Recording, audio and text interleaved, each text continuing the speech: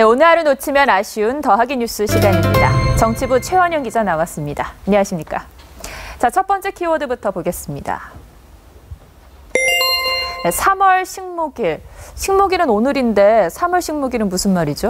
네, 오늘은 제72회 식목일입니다. 예. 하지만 인천, 옹진군 등 이 대부분 지자체와 기업들은 이미 지난달에 그 나무 심기 행사를 모두 마쳤습니다. 그렇군요. 지구온난화 때문에 더워진 날씨 탓인데요.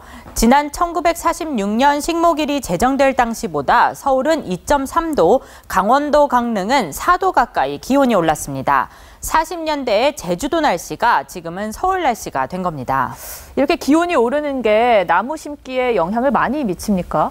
네, 이 기온이 오르면 이 나무 뿌리가 고정되기도 전에 잎이 나는 게 문제입니다. 네. 뿌리가 제대로 내리지 못하면 영양과 수분을 공급받기 어렵고 생존율이 떨어집니다. 그래서 이 식목일을 3월 중순으로 열흘 정도 앞당기자는 주장이 나옵니다. 3월로 앞당기자. 여기에 대해서 정부는 어떤 입장입니까?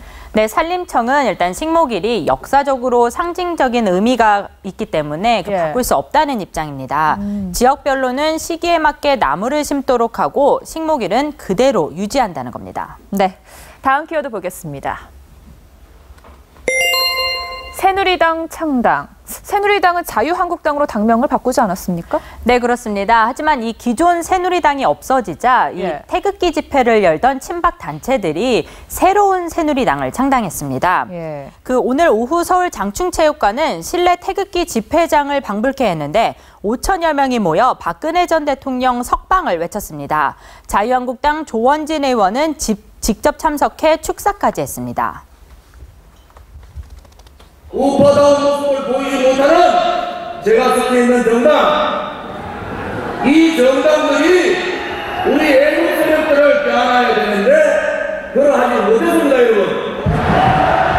네, 한국당 김진태 의원도 자신의 SNS에 정통 보수 정당으로 역할을 해주길 기대한다고 창당을 축하했습니다. 자, 그러면 이 새누리당도 이번 대선에 후보를 낼까요? 네, 그렇습니다.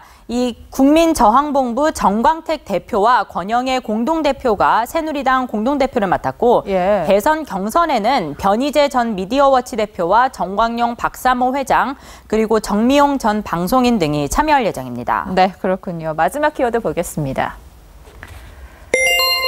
이감됩니다. 최순실 씨가 구치소로 이감한다는 얘기가 있었는데 이감되는 겁니까? 네, 이 최순실 씨가 내일 오전 그 서울 남부구치소로 이감됩니다. 현재는 박근혜 전 대통령과 같은 서울구치소에 수감돼 있는데 박 전 대통령은 1동 1층에 최 씨는 3층에 수감돼 있어 직선거리는 20m 정도밖에 되지 않습니다. 두 사람은 그동안 한 번도 마주치지 않았지만 이 여성 수영자동의 규모가 크지 않아 만나지 않도록 관리하는 데 어려움이 컸던 것으로 알려졌습니다. 자, 그럼 최 씨가 가게 될 이 남부구치소는 어디에 있죠?